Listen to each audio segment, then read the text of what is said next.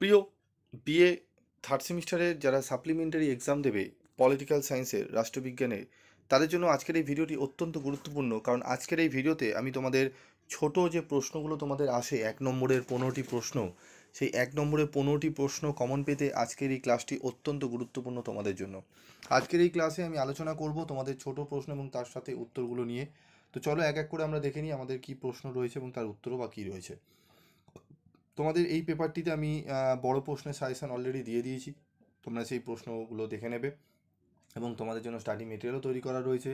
যারা নিতে চাও তারা 7278981430 এই নাম্বারে যোগাযোগ করে নিয়ে নিতে পারো। তো চলো, প্রথম প্রশ্ন রয়েছে, ভারতীয় সংবিধানের খসড়া কমিটির সভাপতি কে ছিলেন? ভারতের সংবিধানের খসড়া কমিটির সভাপতি ছিলেন ডক্টর ভীমরাও আম্বেদকর।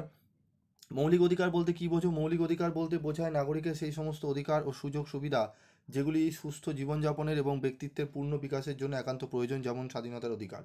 ভারতীয় সংবিধানে উল্লিখিত দুটি নির্দেশমূলক নীতির উল্লেখ করো। রাষ্ট্র অনধিক 14 বছরের বালক বালিকাদের জন্য অবৈতনিক ও বাধ্যতামূলক শিক্ষা ব্যবস্থা প্রবর্তন করে নারী ও পুরুষ সমানভাবে পর্যাপ্ত জীবিকা অর্জনের অধিকার ভোগ করবে। ভারতীয় যুক্তরাষ্ট্রে কতগুলি অঙ্গরাজ্য আছে? ভারতীয় যুক্তরাষ্ট্রে বর্তমানে 28টি অঙ্গরাজ্য আছে। বর্তমানে কেন্দ্রীয় তালিকাভুক্ত বিষয়ের সংখ্যা কত? 97টি।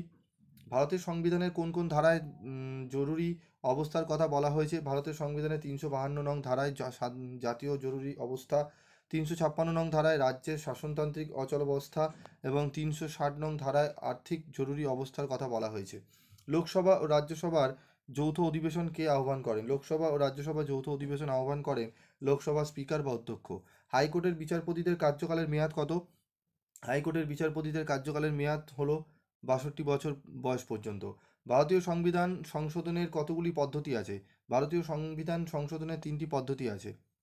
রাজ্যপালের একটি শাসন বিভাগীয় ক্ষমতার উল্লেখ করো। রাজ্যপাল রাজ্যের মুখ্যমন্ত্রী ও মুখ্যমন্ত্রীর পরামর্শক্রমে অন্যান্য মন্ত্রীদের নিয়োগ করেন।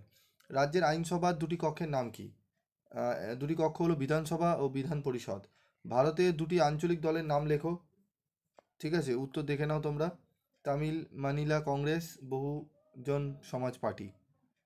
স্বাধীন ভারতের একটি আদিবাসী আন্দোলনের নাম লেখো। 1960 খ্রিস্টাব্দের নকশালবাড়ি আন্দোলন। ভারতের জাত ব্যবস্থা টিকে থাকার একটি কারণ উল্লেখ করো। ভারতের জাত ব্যবস্থা টিকে থাকার একটি কারণ হলো সরকারি নীতি ও সিদ্ধান্ত।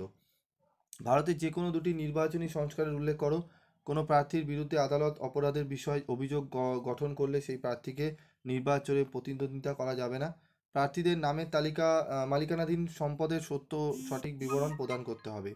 ভারতের সংবিধান রচনাকারী সংস্থাটির নাম কি? ভারতের সংবিধান রচনাকারী সংস্থাটি হলো ভারতের গণপরিষদ। ভারতীয় সংবিধানে বর্ণিত যুগ্ম তালিকার অন্তর্ভুক্ত দুটি বিষয়ের উল্লেখ করো। অন্তর্ভুক্ত দুটি বিষয় হলো শিক্ষা ব্যবস্থা এবং বিদ্যুৎ ব্যবস্থা।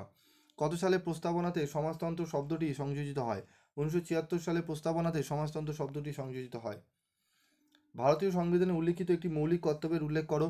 ভারতীয় সংবিধানে উল্লিখিত একটি মৌলিক কর্তব্য হলো ভারতের সার্বভৌমত্ব, ঐক্য ও সংহতি রক্ষা। ভারতের উপরাষ্ট্রপতি কিভাবে নির্বাচিত হন? ভারতীয় সংসদের উভয় কক্ষের সদস্যদের দ্বারা নির্বাচনের মাধ্যমে ভারতের উপরাষ্ট্রপতি নির্বাচিত হন। আজকের এই ভিডিওতে আমি তোমাদের 20টি মোস্ট ইম্পর্টেন্ট প্রশ্নগুলো বললাম। পরবর্তী ভিডিওতে আমি 21 থেকে আরও বাকি কন্টিনিউ করব এবং তোমাদের ইয়ারেরও প্রশ্ন সমাধান করে দেবো। তবে ইয়ারের প্রশ্ন যদি তোমরা দেখো, এই যে 20টি প্রশ্ন বললাম এগুলোই কিন্তু ঘুরিয়ে ফিরিয়ে ইয়ারে রয়েছে, তোমরা দেখে নেবে, অনেক সব প্রশ্নের অ্যান্সারই কভার করা রয়েছে। পরবর্তী পার্ট 2-এ আমি যে ভিডিওতে আমি যে ক্লাসে আমি ছোট প্রশ্ন আলোচনা করব, দুটো ভিডিও যদি কোশ্চেন অ্যান্সারগুলো করে যাও একদম তোমরা 15-র মধ্যে তোমরা 12 থেকে 13টা প্রশ্ন অ্যান্সার করে আসতে পারবে।